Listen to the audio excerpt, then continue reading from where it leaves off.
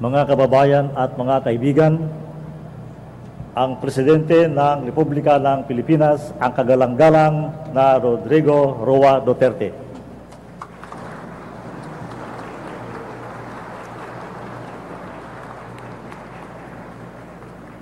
Kindly sit down. Salamat po. Alam mo, I was given this morning a prepared speech. It was all motherhood statements, and I felt that I had to do something more for the country. For it is my moral duty, my obligation, by my oath of office, that you should know what is happening to the country. Alam mo, ang problema natin is criminality, drugs, corruption, human trafficking, at yung corruption lalo na sa gobyerno. Dito sa criminality, iisahin ko na lang. Lalong lumala ang ating law and order with the advent of just give the tickets pahinga, please. Sorry. Give the tickets pahinga to the troops.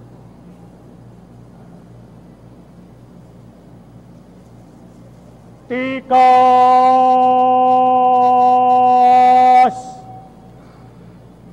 Ha!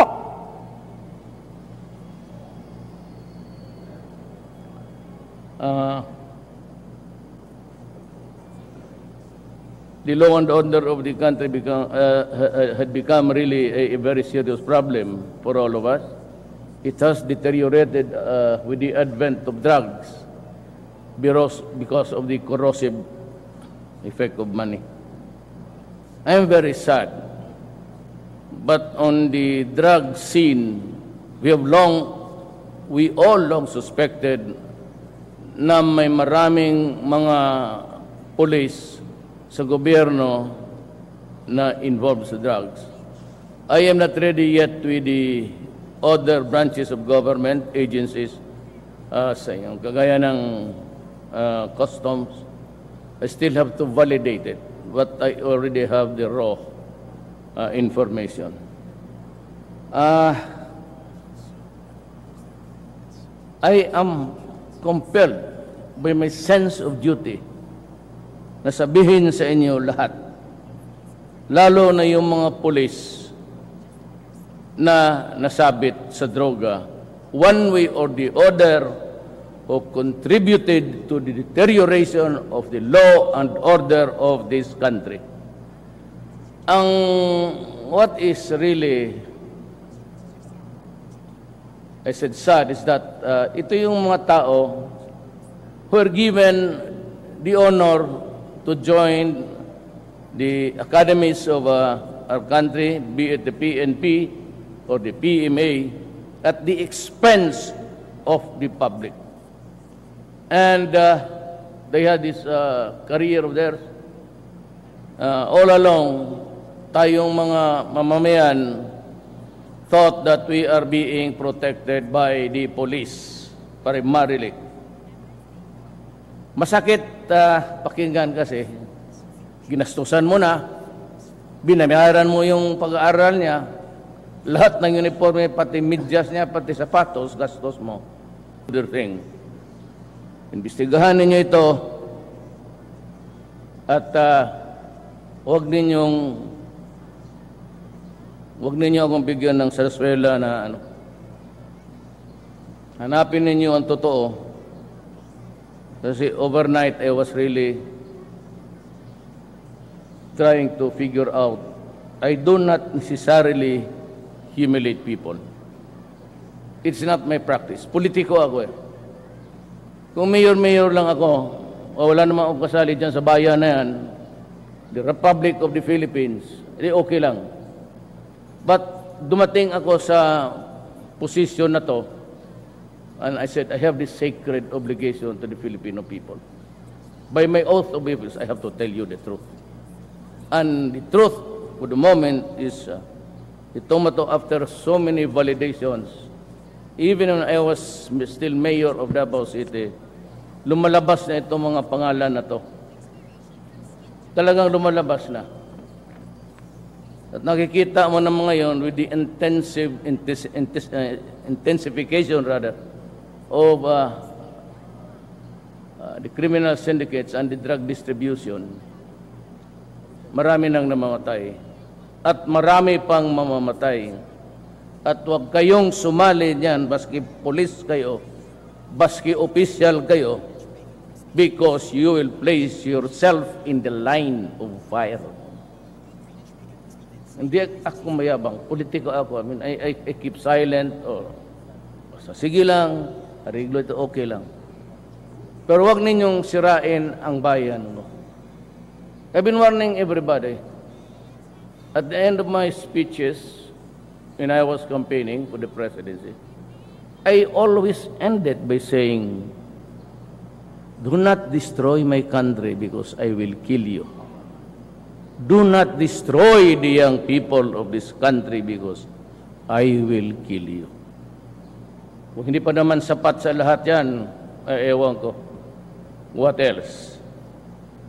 So, the campaign against drugs will continue. Hopefully, in the fullness of God's time, I may not be able really to clean it 3 to 6 months.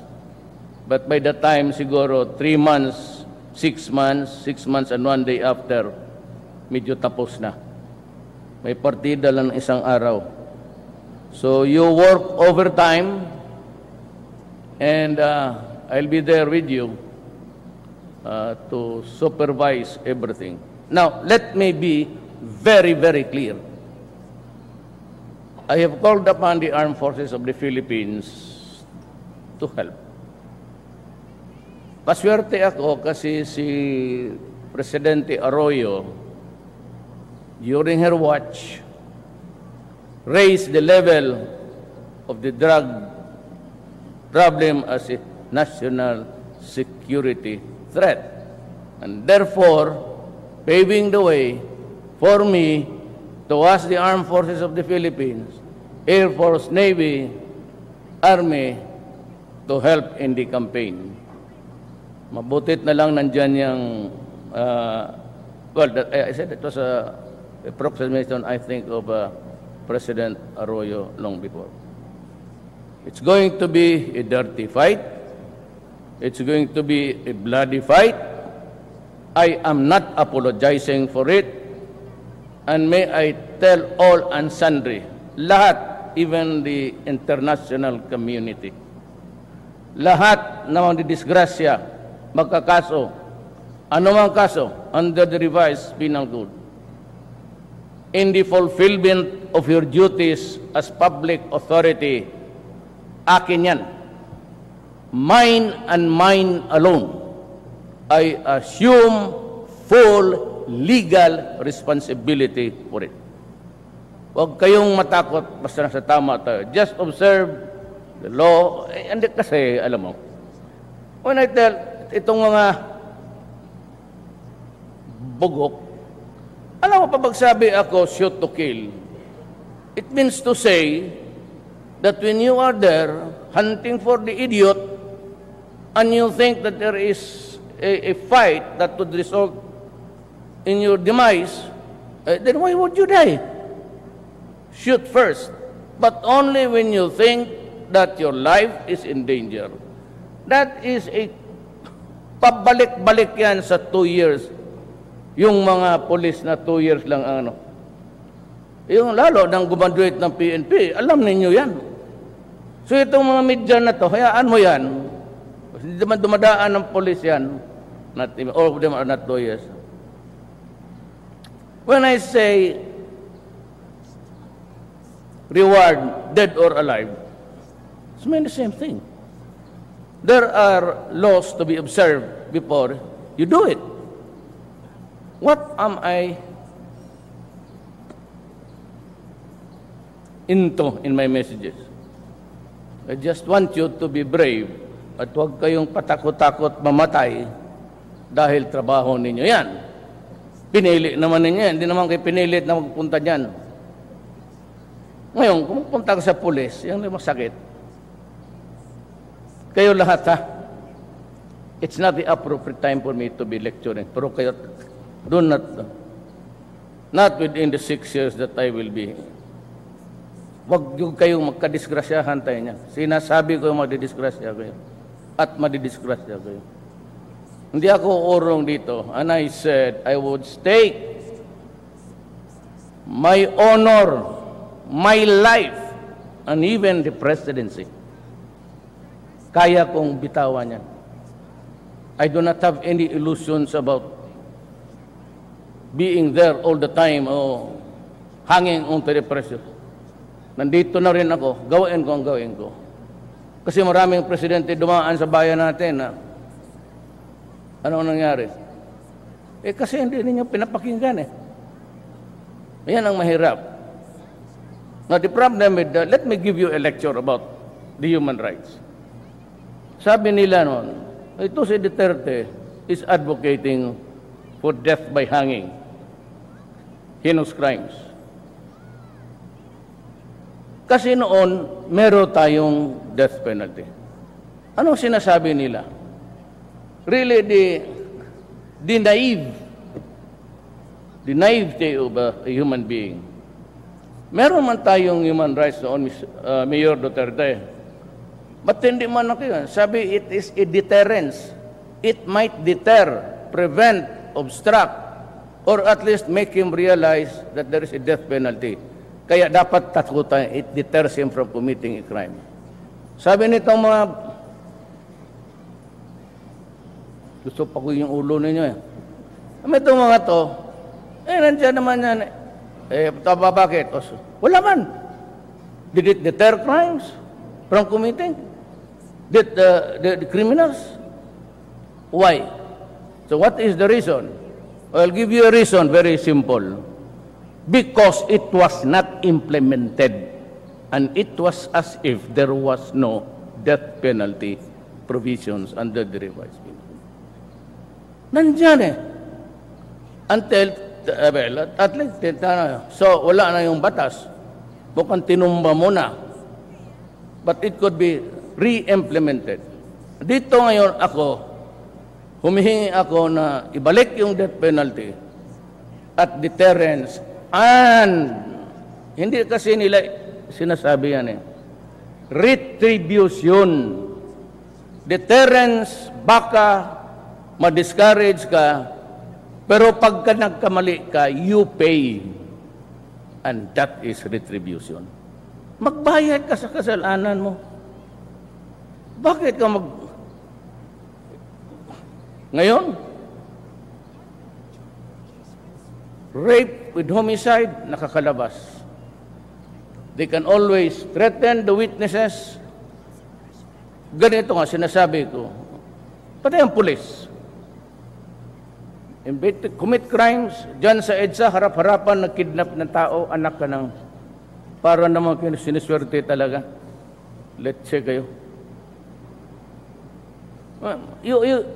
Inaabuso ninyo ang Pilipinas, and I will not go for it. Yan sila, even the heinous crime.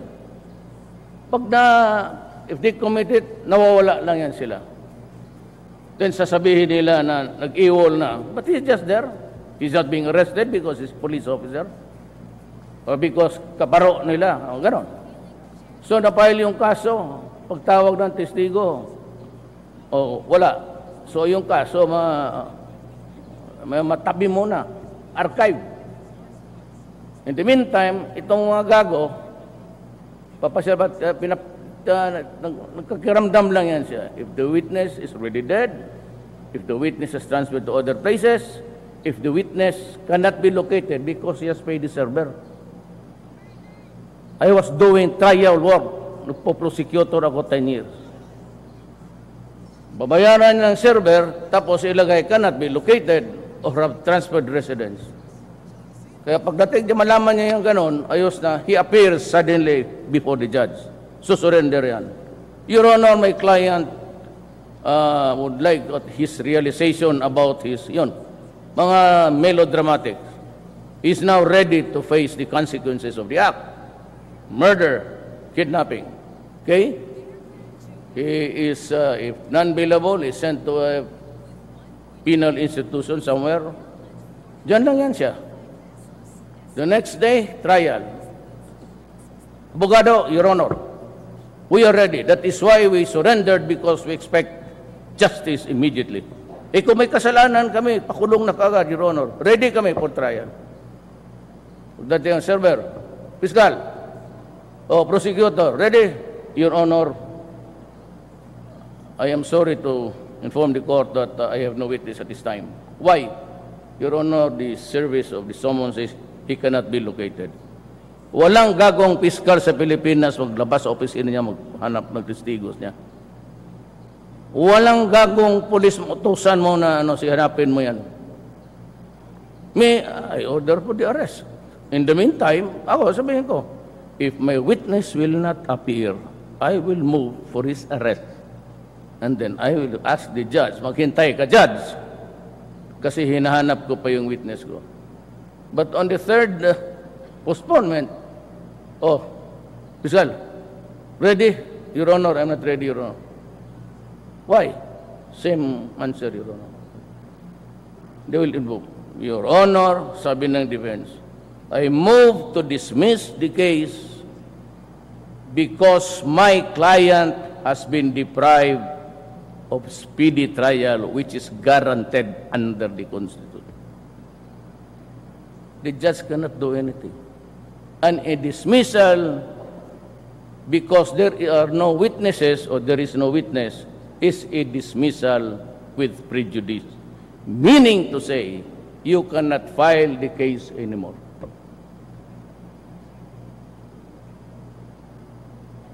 Anong gawin ko? Non-fiscal ako. I just can really bite my tongue. Ngayon, isipin mo ako ngayon, kung ganunin mo ang korte, ganunin mo ako, ganunin mo ang bayan, ano mangyari sa iyo? Mamili kayo. Mamili kayo. Huwag ninyong lukuhin ang bayan sa panahon ko kasi hindi ako papayag. That goes for all. Criminality, hanggang ngayon hindi pa makuha. So, nandito yung ating Director General, yung kidnapping, yung mga karnapping. Ito si Evangelista, yung ardent na sabak ngayon. Ito yung tatay na nag-drive doon sa kasa ng kotse. May-ari man siya, anak niya. Diretso-diretso na kinarnap, sinunog pa yung katawan. Bakit mo ba ganunin kung patay mo na yung tao? Bakit mo susunugin? Kung ilantad mo lang na yan, bakit mo? Why do you? Itong mga Chinese community, time and again, about siguro mga 42, 43, I do not know. But I'm sure over 40. Kidnap, anak, bata, magbayad, ransom, wala na. Sige pa rin, hingi-hingi. Yung pala, wala na talaga. Pero sa Davao, sabihin ko sa inyo totoo, lahat ng kidnap doon, patay. Hindi ko kayo tinatakot. You go and check the records. Lahat ng kidnap sa Davao, patay.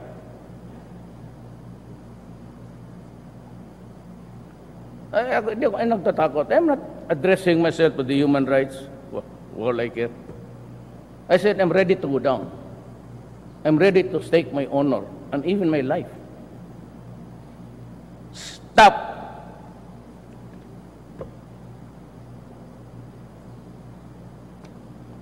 Then we have the corruption in government. Again, it has to stop. Decades of corruption. Wala na talaga ang tao mapunta.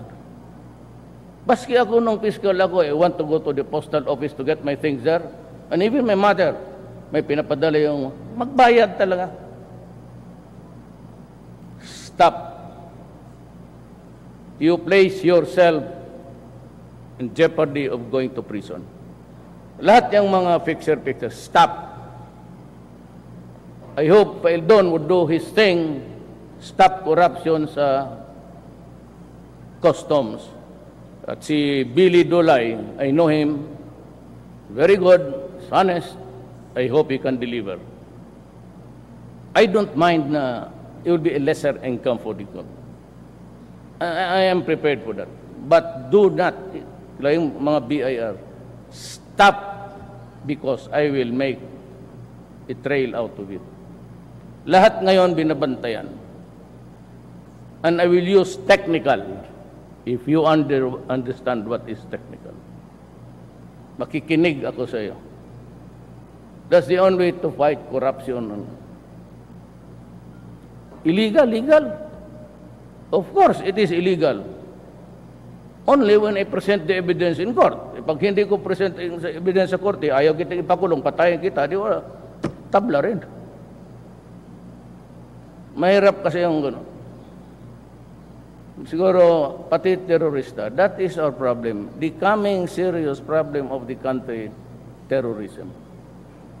We have to beef up the police. I need about 3,000 men more.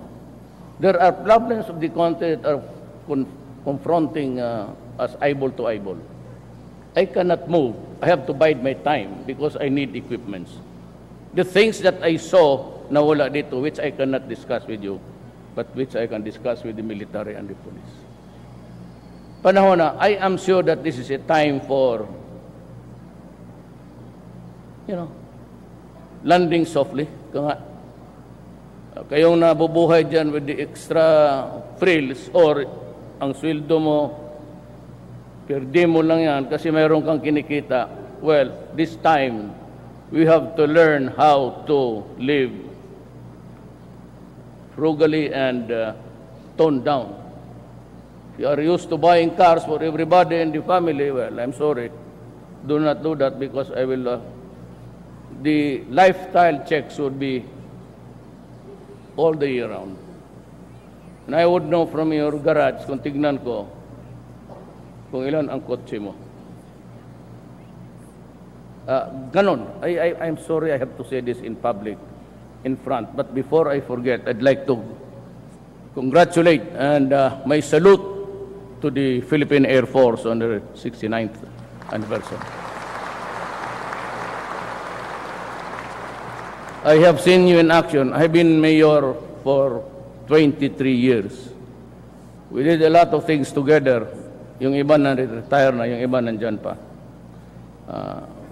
Sabagay kayong, those of you who have observed me close,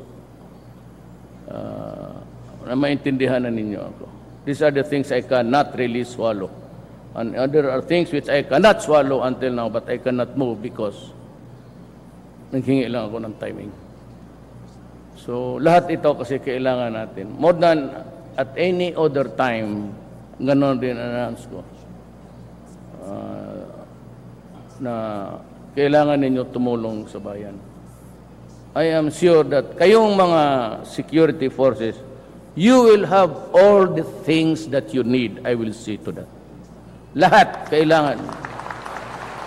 We will acquire more helicopters and night vision capability. Yan ang nag-hamper. If I have that, then we can improve our performance. Good that we are talking to the Communist Party of the Philippines.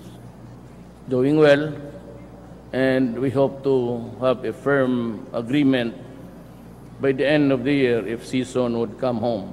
I am ready to give him a safe conduct pass. And yung Tiamson spouses, pati si Halandone, I am not ready to release everybody. Only after the success of the talks, if there's one coming our way, bago ko sila i-release all. Now we can grant amnesty, but they have to lay down their arms. Mindanao, we have so many protracted wars there. I am talking to the MILF. I've been communicating with the NOR. Maybe I will go to Holo and talk to him before we formally agree to talk officially. I have my team already. I would not mention them now, but they are ready sa government side. Abu Sayyaf, I said, there will always be a time for reckoning, and it will come. Hintay lang kayo. On the West Philippine Sea, we remain optimistic that the judgment will be in our favor.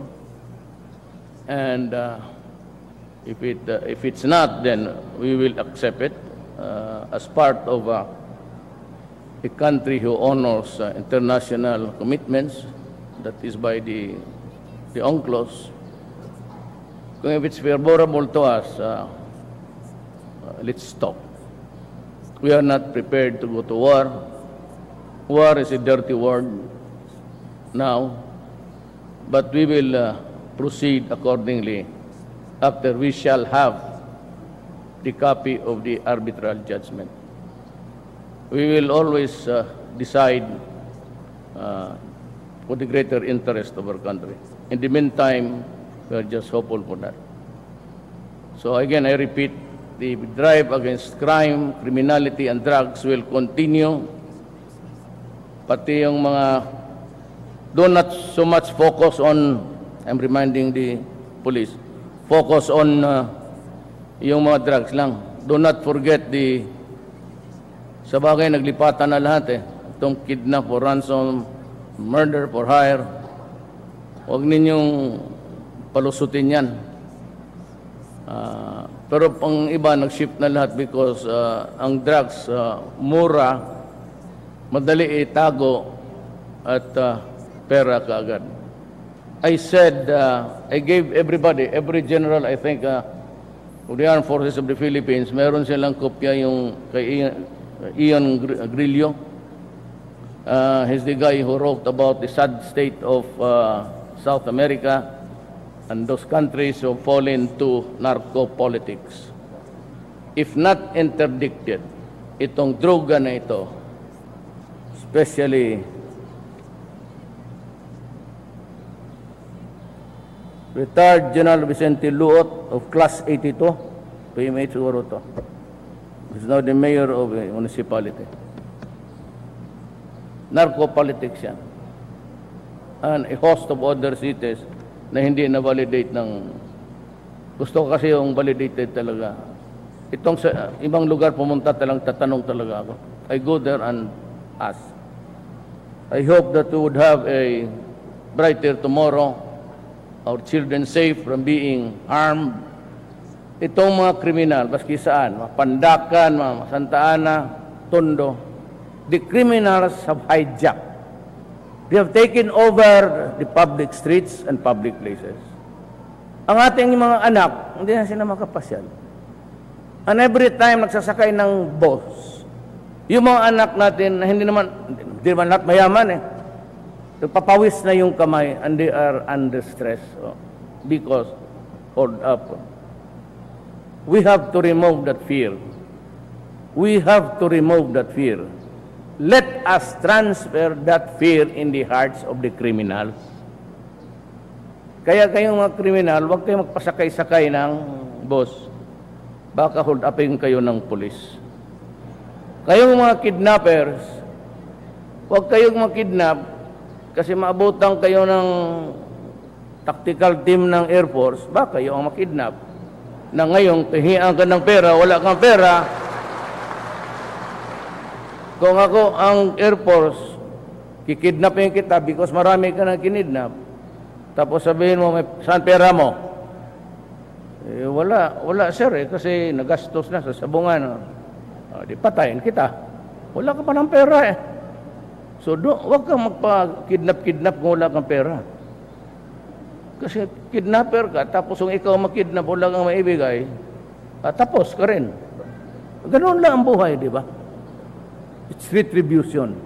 If the courts cannot give it, somebody will. God. Maraming salamat po. Thank you, sir.